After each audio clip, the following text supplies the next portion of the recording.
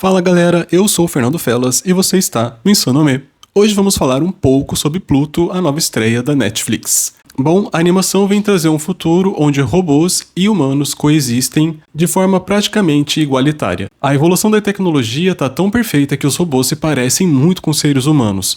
E nesse contexto nós temos o detetive que existe, que está investigando casos de assassinatos de robôs e cientistas que estão envolvidos na criação desses robôs e aparentemente é um serial killer que está atrás de cada um deles. Então nós temos aí um suspense policial que foge do comum nosso aí de shonen, porque não temos muitas batalhas, e sim mais um suspense, principalmente nos primeiros episódios, do que está acontecendo naquela sociedade. Então entramos nesse contexto dessa sociedade futurista e onde os robôs também questionam o que é a humanidade.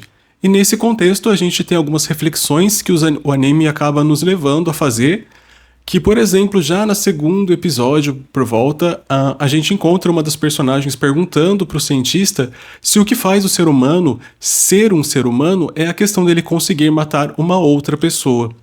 E a princípio, quando vai caminhando esse contexto, a gente tende a pensar que é muito sobre a humanidade e a questão dela entrar em guerra ou dela conseguir matar alguém. Mas à medida que vai progredindo esse assunto, a gente percebe que é mais uma questão a respeito da liberdade do ser humano versus a liberdade da robótica daqueles personagens que são robôs. Porque a gente entende que o ser humano tem liberdade, enquanto todos esses robôs, por mais perfeitos que eles sejam, eles são programados para fazer coisas. E a gente tem um episódio que esse detetive nosso, à medida que o caso vai chegando um pouco mais longe, e ele pensa que o caso já está praticamente resolvido, ele fala que ele quer desistir do cargo, que ele não quer mais ser um detetive, e nessa o policial fala assim, mas como você quer desistir de ser detetive se você foi programado para fazer isso? Você não pode desistir de algo que você foi programado.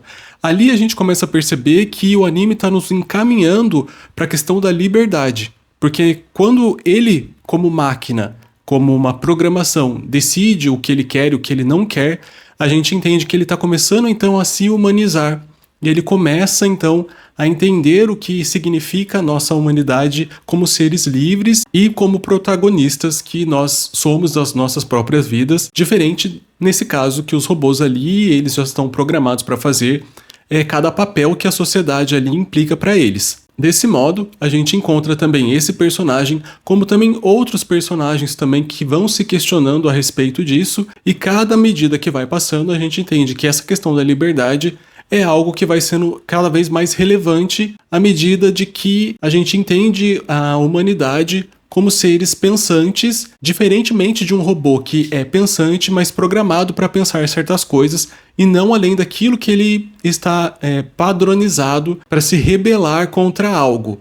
Por exemplo, toda essa questão que está ali em voga do anime, um robô jamais seria capaz de mentir, diferente de um ser humano, que o ser humano sim é capaz de mentir, que é capaz de enganar. Então, uma das bases que os robôs usam para saber se uma pessoa é humana ou se é um robô é a capacidade dele de ser dissimulado, digamos assim. Porém, se um robô consegue começar a mentir, então ele também está se humanizando. E é isso que é uma das propostas que o anime vai mais pra frente também nos encaminhar. A capacidade que eles também têm de se adaptar. Tanto que é engraçado que uma personagem, quando ela fica muito triste na animação, ela começa a chorar e a pessoa, um dos cientistas que está conversando com ela, ele fala assim, você pode chorar. No começo você não vai sentir nada como uma emoção humana, mas você vai se acostumar e vai começar a acreditar nisso que você está fazendo como o ser humano chora. E é engraçado que ele está ensinando ela, na verdade, a mentir para ela mesma. Ou, na verdade, na animação ele quer dizer que ela pode sim assumir aqueles sentimentos, porque eles também têm sentimentos que são programados dentro deles, só que eles não sabem como reagir a esses sentimentos. Então também vai sendo ensinado a eles modos de como utilizar essas sensações que eles vão sentindo e se trabalhar psicologicamente, porque existem certos subterfúgios?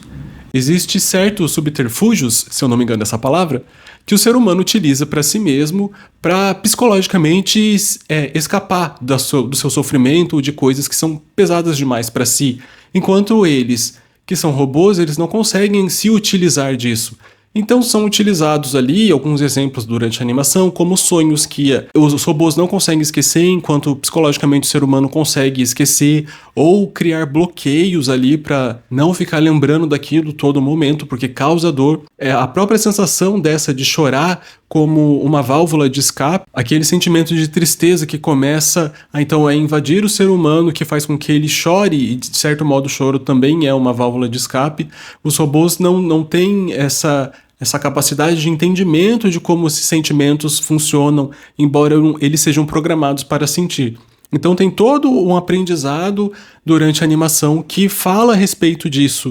A animação em si, eu gostei, ela tá bem bonita, embora eu não acho que ela seja para todo mundo, não acho que todas as pessoas que assistirem vão gostar da animação, por ela ser longa, ela é 8 episódios de mais ou menos 1 hora cada um. Por ser um suspense, não tem ação e nem batalhas, até tem, mas de modo bem moderado, digamos assim, o que tem acaba sendo bem rápido. Acredito que a maior parte da animação, o foco seria mesmo as reflexões em relação à inteligência artificial e sobre a liberdade humana e toda a questão da humanidade, ou mesmo a humanização.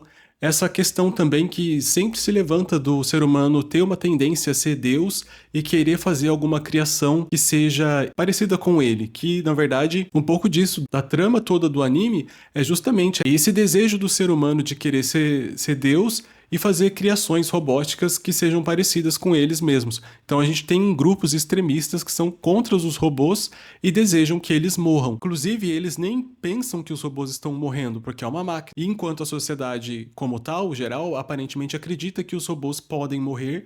Inclusive, tem até um personagem que acaba falecendo e eles falam assim, a gente vai enterrar esse robô em tal horário. Pra não dar spoilers, eu vou tentar ser mais ameno. Embora algumas coisas que eu esteja falando, já tô entregando.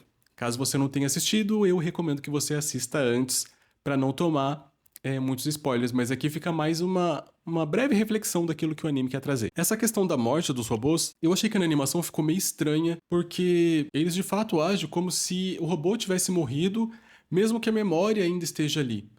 Mas é meio contraditória a forma como eles colocam isso, porque ao mesmo tempo que morre, por exemplo, um personagem morreu, e eles tiram o chip da memória dele e falam assim, isso daqui é como se fosse a alma dele. Só que nós temos um vilão que ele troca o chip de corpo para corpo, ou seja, ele troca a alma dele de corpo para corpo. E quando morre algum desses personagens, por exemplo, um leva um tiro no peito, mas a memória está na cabeça, então ela ainda está inteira. Por que não eles colocaram simplesmente aquele programa em um outro corpo? Se a questão que o chip já estava programado todo ali o que a pessoa seria. Eu achei que essa parte não ficou muito bem explicada, muito bem proposta, ficou um pouco... Se você parar pra pensar que o vilão ali conseguia transitar de corpo robótico para outro corpo robótico, por que que esses que foram assassinados e o chip ainda estava inteiro, ele não conseguia também mudar para outro? E ao mesmo tempo, um personagem que acaba morrendo, ele acaba ressuscitando. Eu achei que essa parte ficou meio... Não sei, parece que ficou meio contraditória a proposta que eles estavam querendo fazer sobre a questão da robótica, da inteligência artificial e fazer com que a sociedade acredite que eles estão morrendo e ao mesmo tempo a gente assistindo também deveria acreditar.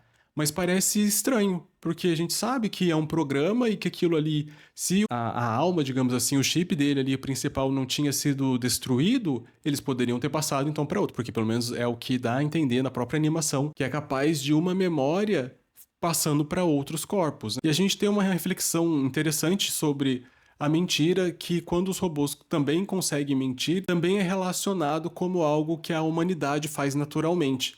Então, quando eles conseguem mentir, eles também estão se humanizando. Inclusive, quando eles conseguem mentir para si próprios. E se auto-sabotar ou se esconder de si. De um modo geral, eu acho a animação bem válida. Eu gostei, embora com algumas ressalvas aqui que eu acabei de falar. No entanto, eu acho que poderia ter sido menos episódios. Assim, 8 episódios de quase 1 hora cada um, e eu achei que ficou um pouco desgastante. Se fosse menos, acho que talvez ele ficaria mais fluido.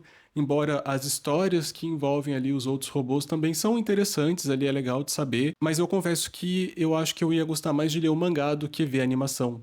provavelmente por causa dos textos, que de certo modo têm uma certa profundidade. Talvez lendo o mangá você consiga assimilar melhor toda a ideia que está sendo proposta ali durante aquela animação, que eu acho que no mangá talvez seja até melhor explorado, né? Não sei. Bom, é isso, é rapidinho, é só para partilhar um pouco do que eu vi e refleti durante essa animação, porque ela é bem reflexiva.